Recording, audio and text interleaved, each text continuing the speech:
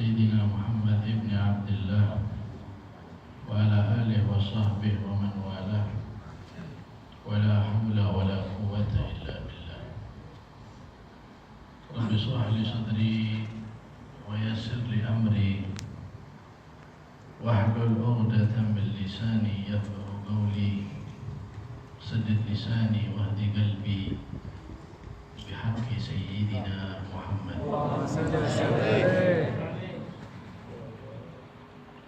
Amma ba'd. Alhamdulillah, kita panjatkan puji syukur kehadirat Allah Subhanahu wa ta'ala. Di malam hari ini kita semua ditakdirkan oleh Allah bisa menikmati salah satu kebun daripada kebun surga. Kita baru bisa merasakan nikmatnya majelis ta'lim, majelis zikir ketika kita sudah kehilangan. Ketika kita sudah lama tidak menghadiri majelis ta'lim, majelis zikir, barulah terasa bahwasanya ada kekosongan di hati, ada kehampaan hidup ini apabila kita tidak menghadiri majelis ta'lim atau majelis zikir. Mudah-mudahan kita terus bisa menghadiri majelis ta'lim, majelis zikir selama masa hidup kita. Amin. Amin, amin. Yang kita muliakan bersama para habaib, wabil khusus Al-Habib Abdullah bin Alwi As-Sagaf, Al-Habib Rizal bin Syekh Abi Bakar, Al-Habib Agil bin Agil, Akhina Ali Uraidi, Sayyid Muhammad bin Abdullah As-Sagaf, Umar Al-Haddad, dan semua para kiai, para asatid, pimpinan cabang Jamiah Ahlus Sunnah wal Jamaah, dan juga tidak lupa takmir Masjid Baitul Ma'mur, Ustaz Ismail Salim. Mudah-mudahan beliau diberi kesembuhan oleh Allah, diberi panjang umur insyaallah. Dan Ustaz Ilmi dan semua ikhwani, saudara-saudara saya, anggota Jamiah Ahlus Sunnah wal Jamaah, dan semua kaum muslimin.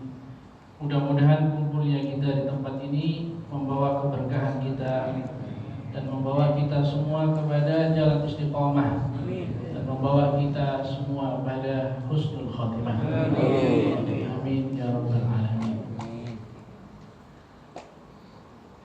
Kita sekarang pada situasi yang menegangkan,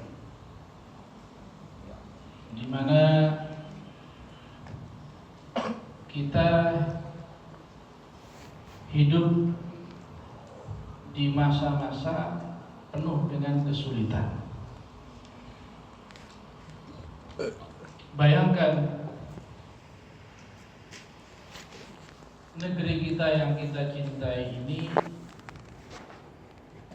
negeri kita yang kita sayangi ini, ternyata dipimpin oleh pemimpin-pemimpin yang zalim, yang tidak segan merugikan rakyatnya, menjual negerinya demi kepentingan pribadi. Maka sungguh kita tidak bisa menerima hal ini. Jika ada kezaliman di negeri kita ini, Kita tidak boleh diam. Maaf, saya pikir dan saya lihat kita terlalu terlihat bagaimana kurangnya cinta kita kepada agama Allah ketika urusan dunia kita diganggu, pekerjaan kita dibatasi, penghasilan kita dibatasi, pekerjaan kita dibatasi, timbul undang-undang yang menyatakan bahwa saya tidak ada pesangon bagi orang-orang yang bekerja, gak ada cuti, gak ada hari cuti.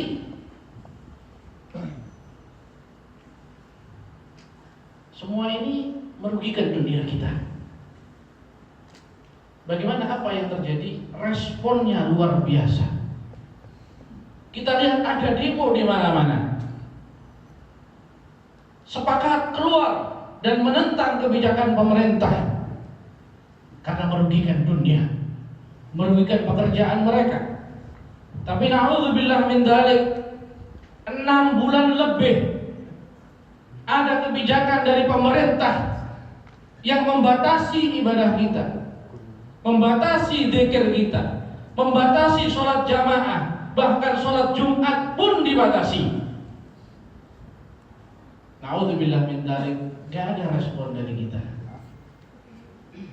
Yang ada kita hanya nurut, yang ada kita hanya diam. Coba kita lihat bagaimana orang masuk ke masjid seperti masuk ke tempat yang menakutkan.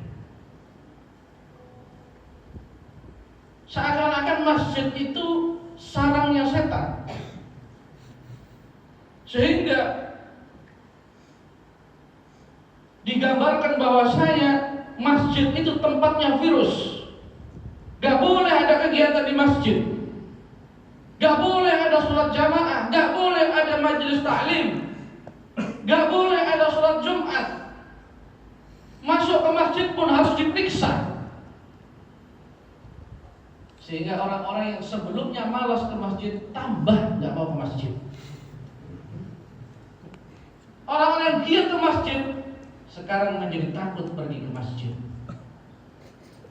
Ini kebijakan bukan sebulan, 2 bulan, 3 bulan, 4 bulan, 6 bulan. Seharusnya kita respon, kita demo, kita nggak terima kebijakan Anda nggak benar. Silahkan batasi pekerjaan kami, batasi urusan dunia kami, urusan zikir, urusan pengajian, sholat jamaah, sholat Jumat, jangan dihalangi kami. Nyawa kami berikan. Harusnya gitu. Nanti ujung-ujungnya begini, bukan ini kan seluruh dunia. Ini kan urusan seluruh dunia, nggak bisa kita menentang, kita nggak bisa nah. Nanti urusan Dajjal itu juga urusan dunia. Kalau sampai anak Dajjal teko ngono, nggak bisa dilawan Dajjal ini sak dunia ini, sak dunia kepengaruh oleh Dajjal. Maka kita diam saja, jangan melawan. Alhamdulillah. Subhanallah, ini undang-undang malam ditentukan, besoknya udah demo. Apa urusan dunia? Urusan dunia. Oleh karena itu penting bagi kita harus lebih cemburu, lebih gak terima kalau urusan agama kita yang diinjak-injak, urusan agama kita yang dilarang. Tetapi ala kulli hal, setidaknya ada semangat untuk amar ma'ruf nahi munkar. Karena sebenarnya demo itu bukan satu hal yang baru. Jangan nanti ada lihat ulama demo, wah ini ulama golongan demo, ini ulama hobi demo. Kadang dibedakan, oh ini ulama golongan mana sih? Ini ulama yang benar apa ulama ahli demo? Dikira demo itu satu hal yang baru. Padahal demo ini bukan satu yang baru. Kalau nama demo memang baru, tapi dari zaman dahulu ada orang-orang yang siap menentang kebijakan pemerintah kalau nggak sesuai dengan urusan agama, kalau nggak sesuai dengan syariat. Bahkan di zaman sahabat, ada sahabat yang bernama Sayyidina Abi Dzar Al-Ghifari radhiyallahu anhu. Beliau waktu itu datang ke istananya Muawiyah, karena Muawiyah waktu itu jadi pimpinan. Muawiyah waktu itu jadi raja, bukan jadi khalifah tapi jadi raja. Ini Abu Dzar datang. Bayangkan datang ke raja sendirian. Dan awal-awal ini wanita demo dengan kayak jelit-jelit ngarepe ya pilek, oke. Kayak diwian lewat doa biasanya.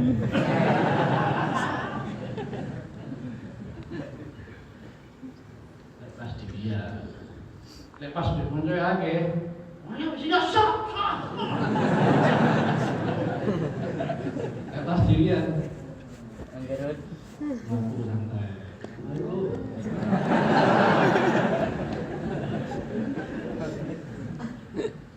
Nah, ini bayangkan Sayyidina Abu Dzar sendirian, gak bersama orang banyak, datang ke istana Muawiyah. Kayak sekarang datang ke istana negara sendirian. Apa yang dilakukan Abu Dzar? Sayyidina Abu Dzar demo waktu itu. Wahai Muawiyah, dari mana kau bangun istana ini? Kau bangun istana ini dari mana? Uang siapa? Kalau itu uang rakyat, kau maling. Tapi kalau yang kau pakai uang pribadi, engkau mubadzir. Gak benar walaupun uangmu pribadi. Ini Sayyidina Abu Dzar sendirian melawan raja yang berkuasa. Ini luar biasa. Sudah ada demo. Bahkan ada salah satu sahabat yang berani menegur Abu Musa Al-Asy'ari. Abu Musa Al-Asy'ari pada waktu itu jadi wali kota.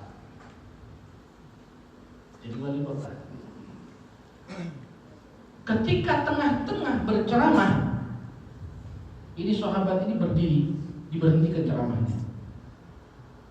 Berhenti ceramahnya. Karena ceramahmu gak benar, ngomongmu gak benar. Subhanallah. Apa yang terjadi? Si wali kota tadi marah. Abu Musa Al-Asy'ari lapor kepada khalifah, yaitu Sayyidina Umar bin Khattab. Akhirnya dipanggil oleh Sayyidina Umar bin Khattab sebagai khalifah. Si sahabat tadi, kok berani kamu menentang wali kota saya, orang yang saya percaya? Wahai Umar bin Khattab, wali kotamu itu gak benar. Abu Musa Al-Asy'ari dipikir kesalahan apa, bagaimana? Enggak, gara-gara nyebut Rasulullah SAW, kemudian menyebut Sayyidina Umar, tidak nyebut Sayyidina Abu Bakar. Gak terima ini sahabat ini. Ceramahnya gak benar, ngomongnya gak benar. Kenapa? Sayyidina Abu Bakar As-Siddiq gak disebut, Rasulullah disebut, Sayyidina Umar disebut, tapi Sayyidina Abu Bakar As-Siddiq gak disebut. Bayangkan kesalahan yang bagi kita itu bukan kesalahan fatal. tapi sudah berani menunjukkan sikap. Para hadirin yang dirahmati oleh Allah, tentunya kita kenal dengan Al-Imam Hasan Al-Basri radhiyallahu anhu. Hasan Al-Basri ini kalau di kalangan tasawuf beliau sangat populer. Mengapa? Karena ilmu tasawuf dan thariqah apapun, Qadiriyah, Naqsabandiyah, Syadiliyah, Qadiriyah, semua tarekat pasti sanadnya berhenti kepada Sayyidina Hasan Al-Basri. Sayyidina Hasan Al-Basri dari Sayyidina Ali bin Abi Thalib. Gak ada yang lebih sufi daripada Imam Hasan Al-Basri. Tapi juga jangan lebay juga. Dikira sufi itu lungguh di kursi, nyekel tasbih, ono kemungkaran dijakno, ada kemaksiatan dibiarkan. Enggak. Imam Hasan Al-Basri ini seorang sufi besar, tapi bagaimana beliau? Beliau pernah dipanggil oleh Hajjaj bin Yusuf. Hajjaj bin Yusuf ini luar biasa. Bukan luar biasa ibadahnya, luar biasa kejamnya. Hajjaj bin Yusuf. Hajjaj bin Yusuf ini dikatakan membunuh puluhan sahabat. Membunuh puluhan sahabat. Gak ada takutnya. Urat saraf takut itu putus. Gak wedi besopo-sopo. Gak peduli sama siapa. Hajjaj bin Yusuf. Nah, ini Sayyidina Imam Hasan Al-Basri dipanggil oleh Hajjaj bin Yusuf bersama para ulama-ulama lainnya. Subhanallah, di situ Hajjaj bin Yusuf mengkritik Sayyidina Ali bin Abi Thalib. Sayyidina Ali bin Abi Thalib itu kurang begini, gak benar begini dan begitu. Ulama-ulama yang ada di situ karena diundang Hajjaj bin Yusuf gak berani negur. Siapa berani negur? Sahabat aja dibunuh, apalagi saya ulama. Akhirnya mereka diam semua. Diam juga takut karena gak mendukung. Akhirnya terpaksa ulama-ulama ini mendukung. Iya, memang Sayyidina Ali memang gak benar. Terpaksa. Kalau saya nggak dukung bahaya. Hajjaj bin Yusuf ini di manakibnya, bukan manakib sih, masalib. Sejarah buruknya disebut Hajjaj bin Yusuf ini Saifuh qabla kalami. Pedangnya lebih dulu maju daripada ngomongnya. Nggak banyak ngomong orangnya. Pokoknya main bunuh. Pedangnya lebih dulu ngomong daripada lisannya. Takut ini. Akhirnya ulama-ulama ini mengiyakan. Ini kok saya ini dulu. Iya. Rakyat harus vaksin. Ulama, nih. Leras. Halal. Kok bahannya dari ini? Oh, sok halal. Bumbung dulu. Saya iki gak digaya atau ketok. Gak dukung tambah di gua. Saya iki sibuk ngono K-pop saya iki.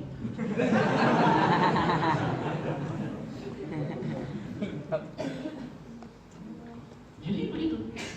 Ada ulama-ulama semuanya ini diam, bahkan bukan diam, ikut-ikut kritik Sayyidina Ali supaya senang Hajjaj bin Yusuf ini. Dan takut daripada kejahatan Hajjaj bin Yusuf. Hasan Al-Basri diam sambil genggam tangan, gregetan misalnya. Gregetan sekutu tuku aja. Akhirnya ditegur menegur sama Hajjaj bin Yusuf. Hei Aba Sa'id, kenapa kamu diam? Kata Imam Hasan Basri, saya mau ngomong apa? Kata Hajjaj bin Yusuf, bagaimana pendapatmu? Yang lain sudah pendapat setuju dengan omongan saya. Kamu bagaimana? Kata Hasan Basri, saya ikut Al-Quran. Bahwasanya Sayyidina Ali itu termasuk orang-orang yang dapat petunjuk Allah. Imam Ali bin Abi Thalib adalah sepupu Nabi, menantu Nabi, dan manusia yang paling dicintai oleh Rasulullah SAW. Dan beliau adalah orang yang pertama kali masuk Islam. Tidak mungkin siapapun bisa mengurangi derajatnya kamu ataupun yang lain. Kata Imam Hasan Basri, Hajjaj bin Yusuf di kamu ini.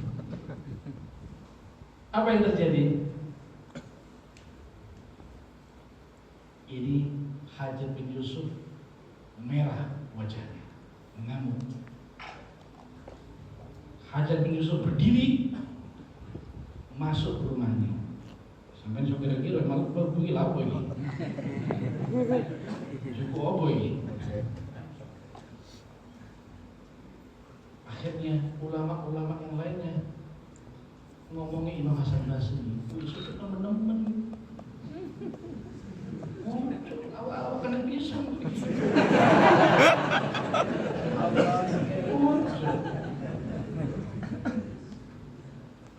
Kata Imam Hasan Basri, kamu kalau nggak bisa amar ma'ruf nahi munkar, jangan mempengaruhi saya. Kamu ini orang alim, masuk ke rumah setan, maksudnya Hajjaj bin Yusuf. Kemudian kamu menyetujui omongan setan. Iki Imam Hasan Basri loh ya, itu habis basic loh ya. Iki rojoe sufi. Rojoe sufi, rojoe tarekat. Ojo kalau sing kereng-kereng diwara golongane FPI. Lah Imam Hasan Basri diukur FPI dan ini. Akhirnya subhanallah, Hajjaj bin Yusuf kembali dan menegur Hasan al-Basri dengan mengatakan, wahai Hasan, tutup mulutmu. Jangan sampai saya dengar lagi kamu mengkritik saya. Kalau tidak, saya pisahkan antara kepala dan badanmu. Diancam seperti itu Imam Hasan al-Basri. Tapi subhanallah, berkat keberanian beliau, berkat keikhlasan beliau, nggak pernah Hajjaj bin Yusuf menyentuh Imam Hasan al-Basri. Terakhir,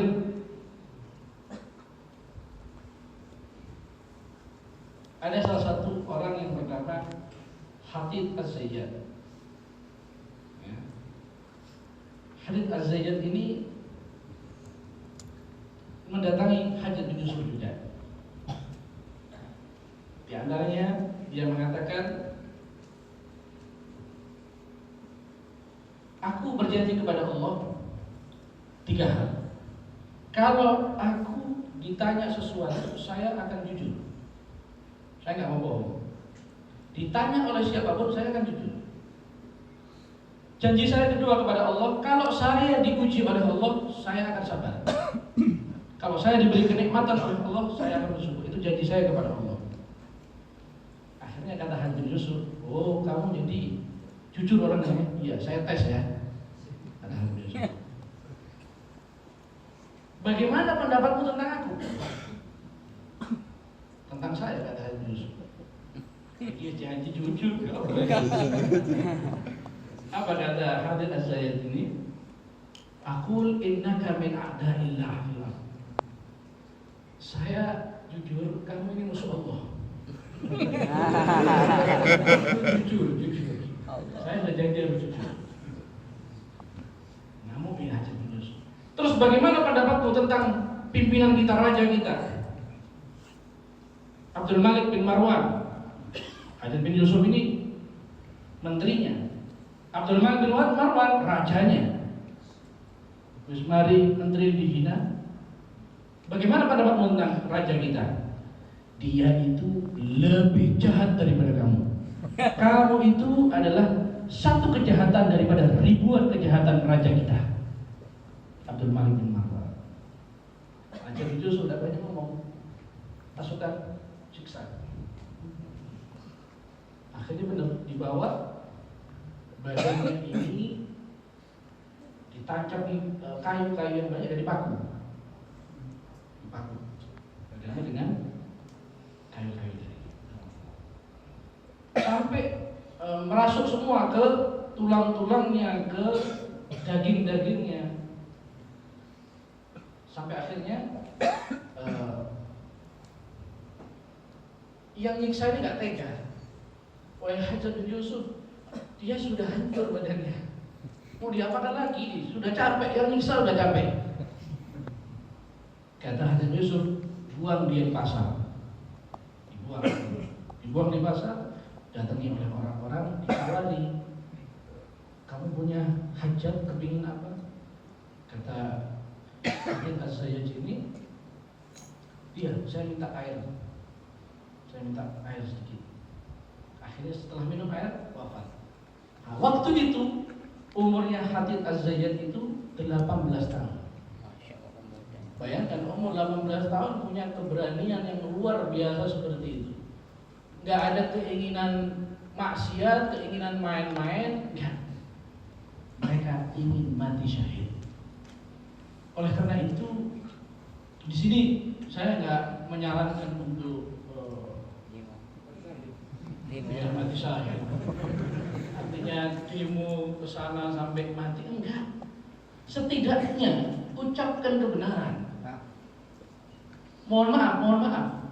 Kalau kita mau mengatakan sesungguhnya, sejujurnya, zaman itu zaman diktator. Hajjaj bin Yusuf, Abdul Malik bin Marwan, Yazid bin Muawiyah, ini orang-orang diktator. Gak boleh orang berpendapat, gak boleh orang demo. Demo, nyampaikan pendapat, bunuh. Itu zaman itu diktator. Zaman kita ini zaman demokrasi. Artinya siapapun bebas berpendapat, siapapun bebas mau demo. Nah sekarang kita sudah kasih kebebasan, tapi kita nggak mau ngomong. Zaman dulu nggak dikasih kebebasan, berani ngomong. Nah, setidaknya sampaikan kebenaran. Makanya itu yang perlu kita perhatikan. Jadi kedepannya saya mendukung yang dikatakan oleh Bilizar tadi. Aswaja tidak pakai libur lagi. Betul. Sampai kapan tuh? Sampai kiamat tuh. Sampai kiamat. Sampai yaumul kiamat insyaallah. Insyaallah. Jadi tidak ada libur lagi insyaallah. Kita sampaikan insyaallah ini pengajian untuk nolak bala. Pengajian ini adalah mendatangkan rahmat Allah, mendatangkan ketenangan, mendatangkan kemenangan, membuat negeri kita semakin aman, semakin sejahtera. Insya Allah dengan diteruskan pengajian terus rahmat Allah turun kepada kita. Mudah-mudahan Allah Subhanahu Wa Taala memberikan kita semua hidayah betul. Dan mudah-mudahan negeri kita dijadikan negeri yang maju, insya Allah negeri yang penuh dengan ketenangan. Dan mudah-mudahan orang-orang yang berkehendak buruk pada negeri kita mudah-mudahan dihancurkan oleh Allah. Dihancurkan oleh Allah. Bijahi Rasulullah, bijahi ashab Rasulullah, bijahi ahli bait Rasulullah. Amin ya rabbal alamin. Assalamualaikum warahmatullahi wabarakatuh.